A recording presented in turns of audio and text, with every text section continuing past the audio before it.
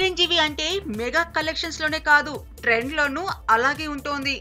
అలాంటి హీరో చాలా సంవత్సరాల తర్వాత మళ్ళీ రంగు వేసుకోబోతున్నారు. అందులోనూ 150వ మూవీ. నిర్మాత కొడుకు చరణ్. మూవీకి పూరి డైరెక్షన్. అయితే బాహుబలి రిలీజ్ తర్వాత డైలమాలో పడ్డారా? మెగా ఫ్యామిలీతో పాటు పూరి కూడా కథ విషయంలో తర్జన భర్జన పడుతున్నారా అంటే అవుననే అంటోంది ఫిలిం నగర్. మెగా 150వ మూవీ అంటే బాహుబలి మొగుడులా ఉండాలి, లేకపోతే ఎందుకని కామెంట్స్ స్టార్ట్ అయ్యాయి.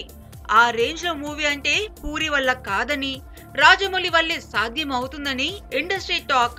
ప్రస్తుత పరిస్థితుల్లో అంచనాలు పెరిగాయని, రాజమౌళితో తీస్తేనే వర్కౌట్ అవుతుందని హారర్ డైరెక్టర్ వర్మ సైతం ట్వీట్ చేశాడు. బాహుబలికి మించిన స్థాయిలో రాజమౌళితోనే అంటేనే కష్టమని డిసైడ్ అయిన ఇండస్ట్రీ అంతకంటే మూవీని పోస్ట్పోన్ తో వదిలేయటమే బెటర్ అని కొందరి టాక్. ఏమైనా బాహుబలి దెబ్బ మెగా ఇమేజ్ ను ఇరకాటంలో పెట్టింది. చూడాలి సెట్స్ పైకి వెళ్తుందా, సర్దుకుంటారా అనేది.